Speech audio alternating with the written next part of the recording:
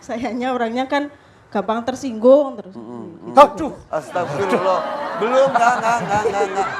Enggak ada cerita serem, enggak ada. Orang cerita gini aja, enggak kaget. Kan gampang tersinggung. Iya, gampang tersinggung, gampang marah gitu Gampang orangnya. tersinggung kayak begini loh Mas. Oh, udah tua kok sholat kok begitu aja. Mbok ya belajar sholat yang baik.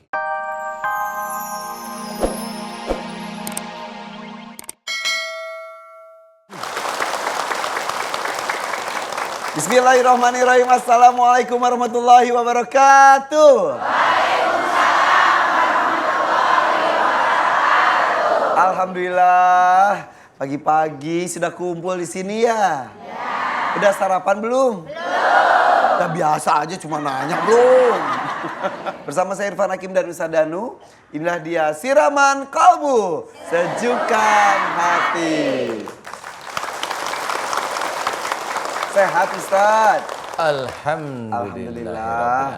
Oke, saya mau tanya. Di sini sudah pada punya pasangan? Sudah. Yang jomblo mana yang jomblo? jomblo. Yang aki-aki mah bukan jomblo tuh Pak. Udah sendiri lagi ya. Kalau yang punya pasangan suka cemburuan gak sama pasangannya? Suka, paling kenceng. Pulang kerja telat dikit curiga, betul ya? Iya, pulang ke rumah bau parfumnya beda, curiga. Di bajunya ada sesuatu, curiga, betul ya? Rambut panjang. Ada rambut panjang. Boleh kasih pantun gak Bu? Boleh. Pergi ke Surabaya naik kereta. Bawa cemilannya buah semangka. Janganlah suka cemburu buta. Karena pasanganmu tidaklah suka. Iya. Jadi katanya kalau kita cemburu buta pasangan kita nggak suka. Tapi ya dia sendiri yang gitu ya Bu ya. Ya, tema kita hari ini adalah janganlah suka cemburu buta. Silakan Ustaz. Bismillahirrahmanirrahim. Assalamualaikum warahmatullahi wabarakatuh. Waalaikumsalam warahmatullahi wabarakatuh. Ya temanya janganlah suka cemburu buta. Sebenarnya tema ini juga bingung juga saya ya. Lah kan sudah pada ibu-ibu, nenek-nenek cemburu buta gimana? Suaminya udah gitu. Tetap dicemburuin. Dicemburuin ya. Tapi ada Ustadz betul. Ada sih. Tuh Bu, apa? Puber kedua katanya iya. Ada. Bilang sama pasangannya kalau mau puber kedua nunggu setelah meninggal aja gitu. Jadi pocong kan ya. Sebenarnya cemburu itu diawali dari rasa sayang. Awalnya rasa sayang sama rasa ingin memiliki, hanya itu aja. Ya. Tapi yang paling kuat itu adalah rasa memiliki. Nah inilah yang harus kita standarisasikan sebagai seorang muslim. Lah iyalah semuanya standarisasi kan. Seorang insinyur itu standarisasi biar naik level. Ya. Ya gimana mau jadi pegawai negeri nanti ya. Jadi sebenarnya harus distandarisasikan sebagai seorang muslim.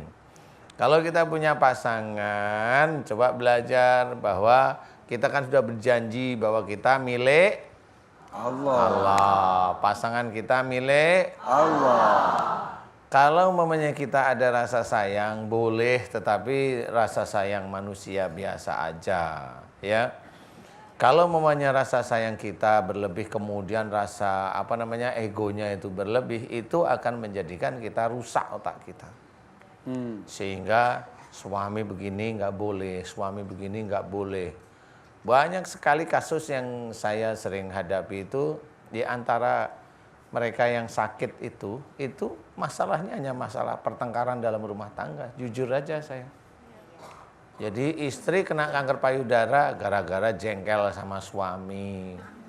Tuh. Jadi kalau di sini ada ibu-ibu yang jengkel sama suami, siap-siap aja kanker payudara. Allah bizalik ya Saya, Bu. loh, saya itu hanya ngasih informasi.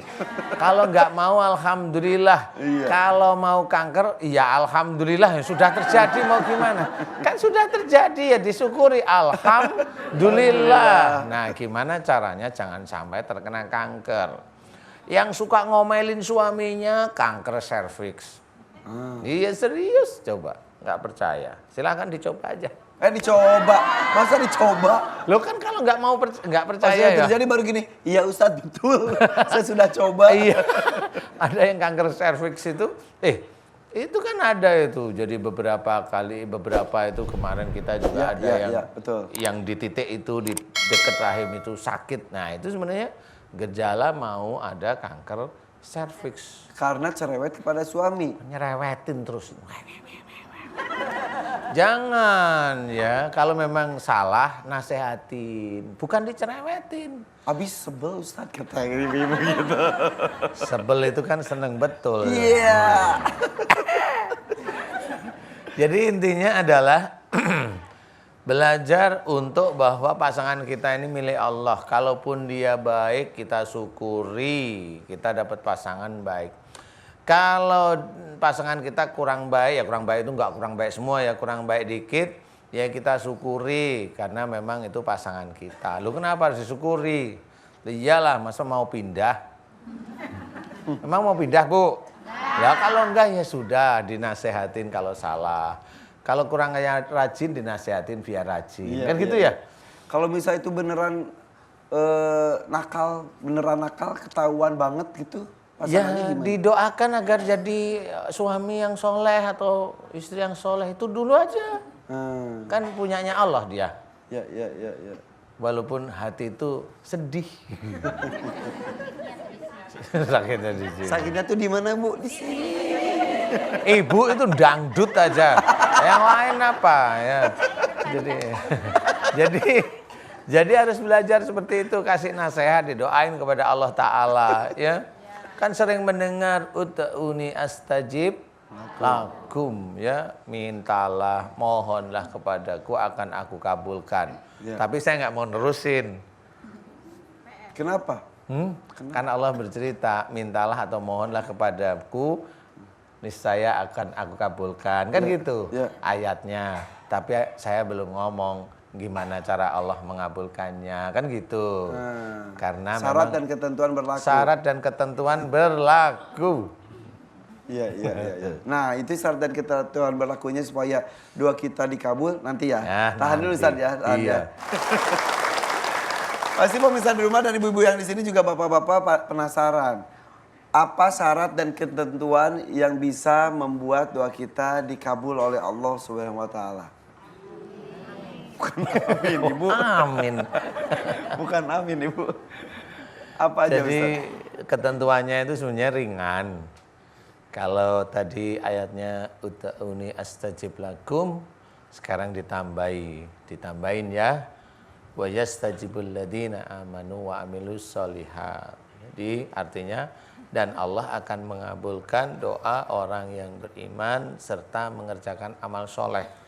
Nah, kemudian kita uraikan, kalau beriman jelas kita beriman. Tetapi kadang-kadang iman kita itu luntur. Nah, ini masih harus kita urai. Loh, kok iman kita luntur? Coba kita cek ya, betul mau? Mau ya? Ibu kalau dapet gaji dari suami bersyukur kagak sih? Bersyukur. Seneng hatinya apa susah? Senang. Kalau anaknya nggak naik kelas, sedih apa seneng?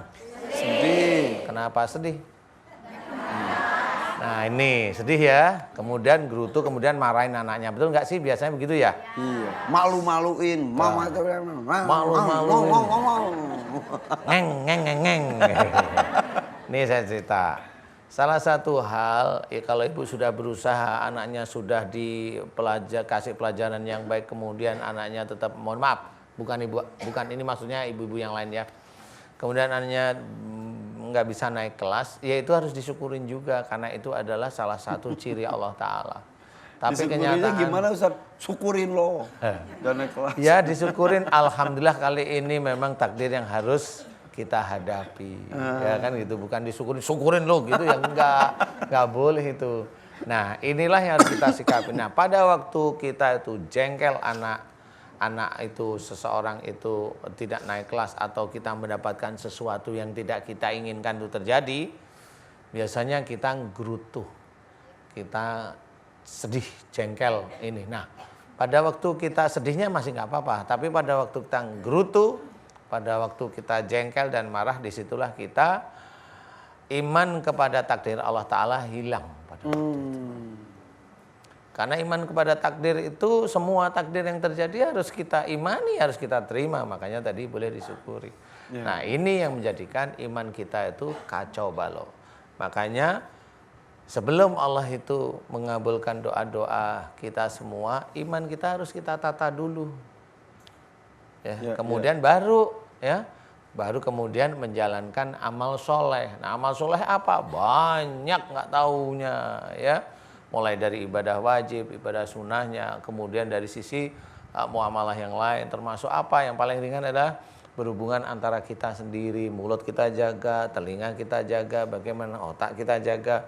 Itulah yang namanya amal soleh. Dan kita tekankan semua pekerjaan yang kita kerjakan adalah karena Allah. Kalau kita mengerjakan sesuatu tanpa basmalah, kemudian selesai tidak hamdalah, itu bukan amal soleh. Itu hanya pekerjaan mirip seperti umatnya Nabi Adam yang lain. Betul. Dan semangat ibadah pun jangan sampai karena semangat, akhirnya banyak improvisasi tuh. Tambah apa, tambah apa. Iya, jadi jangan improvisasi, biasa-biasa aja. Iya. Sesuai dengan yang diperintahkan. Sesuai yang diperintahin. Ketika itu sudah dijalankan semuanya, insya Allah doa kita akan dikabul oleh Allah. Insya Allah. Paling tidak kalau tidak dikabulkan di dunia, ya nanti di akhirat. Tetapi juga dilihat kalau memang kita banyak dosa, ya silahkan merasakan balasannya. Iya, rasakan panasnya. Aduh.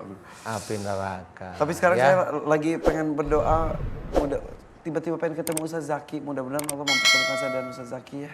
Alhamdulillah betul. Langsung dikabul Ustaz Zaki ada di sini. Iya, alhamdulillah. Iya, alhamdulillah. Ini doa. Lihat dari tadi kau ini doa apa belajar sihir ini? Assalamualaikum Ustaz. Sehat. Ini tepuk tangan nih Ustaz Zaki ada di sini juga. Apa kabar Ustaz? Sehat. Kita lagi ngomongin tentang cemburu. Cemburu? Iya. Biasalah hidup begitu. Suka dicemburuin emang? Pengalaman sering. Atau pencemburu? Sebenarnya kalau pencemburu ya wajar juga ya. Ini juga wajah-wajah pencemburu semua. Enggak tuh, nuduh. Siapa yang bilang enggak? Beneran nih. Saya aminin ya. Punya suami enggak? Oh ya, silakan nanti dirasain. Oh ini. Karena memang manusia itu kan ketika diberi kesempatan hidup sama Allah pasti akan diuji. A'udzubillahi minasyaitonirrajim walanabluwannakum bisyai'in minal khaufi. Kata Allah, pasti kalian akan kami uji nih kata Allah. Yang janji Allah loh Bu. Berarti siapapun yang merasa manusia harus siap diuji. Kalau nggak siap diuji jangan jadi manusia. Mumpung kita manusia pasti diuji. Pinter ya.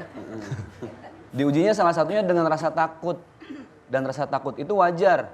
Dan bagian dari rasa takut itu adalah cemburu. Takut kehilangan. Iya, takut pindah ke lain hati. Iya, pindah ke lain hati. Karena kalau sudah sakit hati, sakitnya di mana, Bu? Di sini.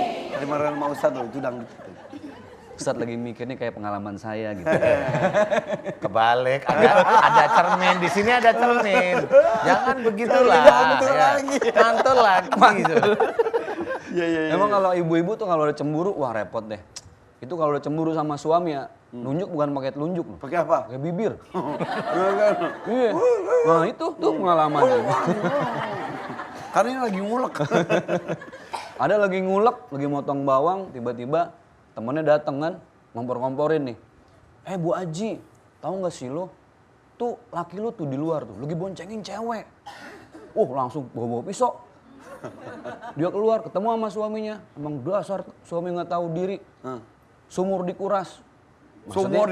Maksudnya dia udah sampai sebegitu ngabdinya sama suami, sumur dikuras. dapur diurus, kasur diangkat-angkat. Kasur diangkat-angkat. Udah begitu capek, ini masih sama cewek. Tanya, emang siapa itu Pak? Cewek yang tadi? Kata lakinya, lah itu kan langganan ojek saya. Lah, katanya. suami tukang ojek ya, boncengin cewek lah, cowok siapapun itu. Itu kan namanya cemburu buta. Iya. Lagi di mana? Coba foto. Sherlock. Iya. Foto. Benar. Video call. Wow. Mau siapa aja di situ? Wow. Oh. Itu stres pasti ya. Iya. Bukan pengalaman ya, saya kira bukan. Stres, udah bawaannya resah, galau. Itu namanya andilau, Wak. Antara dilema dan galau. Iya. Bingung. Kenapa? Karena terlalu memiliki sesuatu yang sebenarnya nggak boleh kita miliki. Iya. Makanya tadi Ustaz mengatakan bahwa kesadaran bahwa apapun yang ada di diri kita adalah titipan Allah SWT. Jadi kita Iya. titipkan lagi ya sama Allah ya. Makanya balikin sama Allah. Makanya perempuan yang bagus itu kan adalah yang ngebantu suami gitu ya. Di rumah ngepel, segala macem. Ini mah saya lihat nih, ini wajah-wajah rajin nyari uang kok. Iya. Suami naruh uang di mana dicari sama dia. Mau nyuci, cari kali aja ada yang nyempil di sakunya.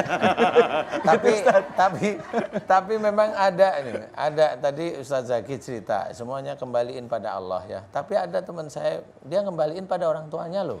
Oh, iya. Pada orang tuanya. Ustaz. Saya kembalikan pada orang tuamu gitu. Oh, Kembalikan bininya saja. dibalikin? Iya, Siapa ya? Nggak tahu saya juga. Iya. Ada. Teman Ustaz ada ya. Ada teman saya, Iya. istrinya ditarik leasing loh. Emang cicilan. Jadi begitulah ujian. Nah. Makanya semuanya, ini Bu puas banget ketawanya nih. Ini namanya susah di atas, senang di atas dari susah orang penderitaan lain. orang. Makanya kalau lagi cemburu, stres, bingung, udahlah balikin aja sama Allah Ibu ya. Suami milik siapa? Ibu sayang nggak sama suami? Suami Ibu sayang nggak sama Ibu? Ih, pede banget. Insya Allah saya. Sesayang-sayangnya Ibu sama suami meninggal. Ibu mau nemenin di kuburan, Bu? Saya cinta hidup semati. Iya. Ya berarti kan bukan milik kita. Makanya cemburu itu titipan dari Allah. Ketika datang rasa cemburu, stres, rungsing, bingung, was-was, ya udahlah. Ala bizikrillah tatmainnul qulub. Dengan ingat Allah, hati akan tenang. Hati itu kan bahasa Arabnya qalbun. Qallaba yuqallibu itu membalik.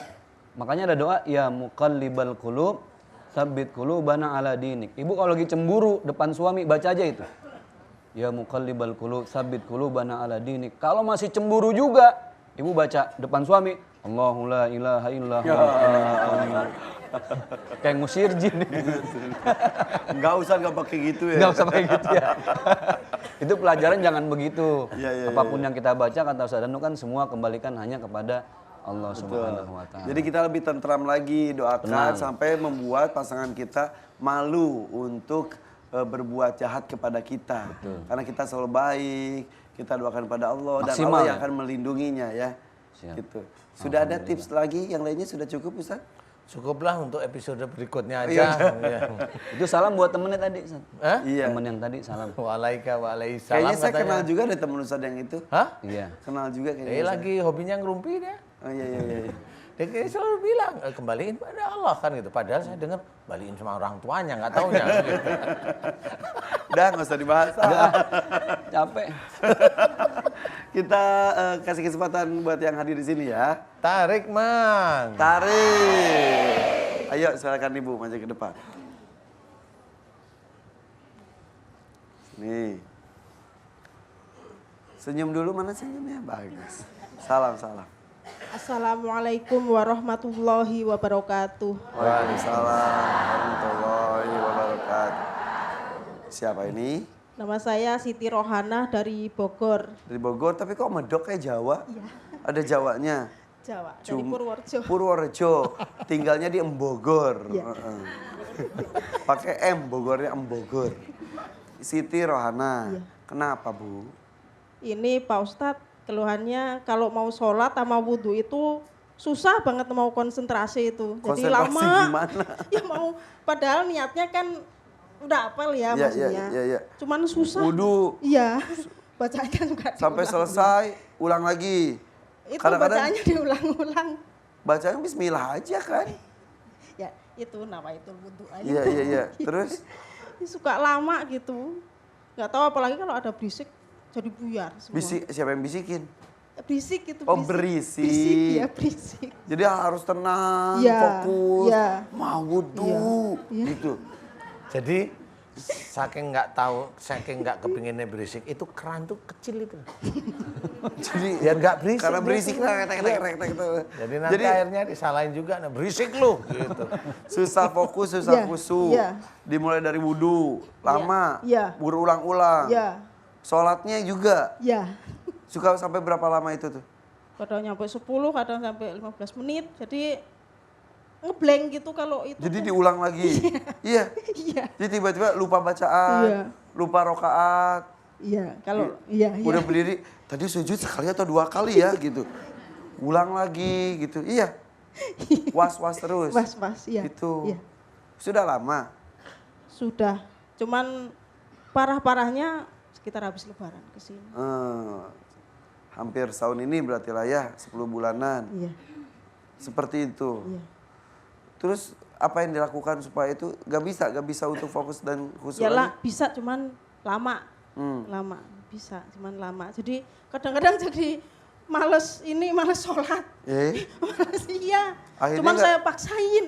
Tapi masih sholat sampai sekarang? Alhamdulillah. Walaupun susah sekali, Iya. dimulai dari proses wudhu, begitupun dan proses sholatnya. Iya, Apapun jadi nggak fokus. iya. Hmm.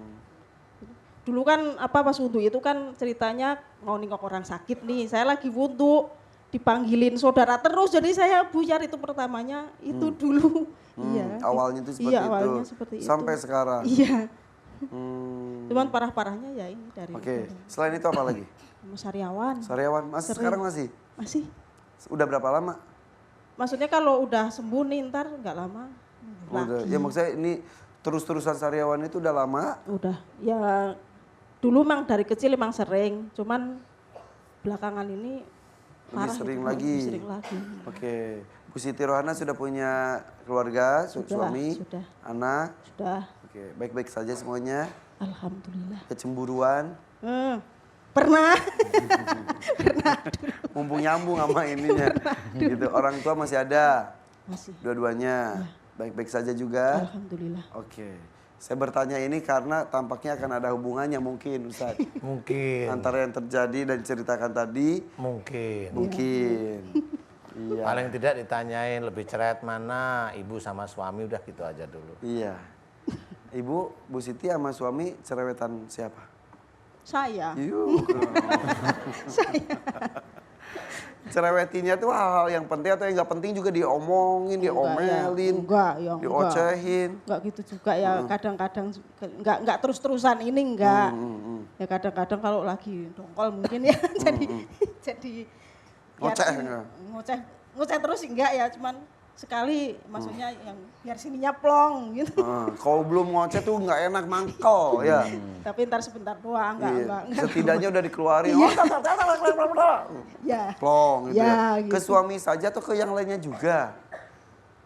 Yang lainnya mah paling sama anak kan, Sama sama anak. anak paling kadang-kadang gitu. Sama anak, sama suami. Iya. Sama orang tua?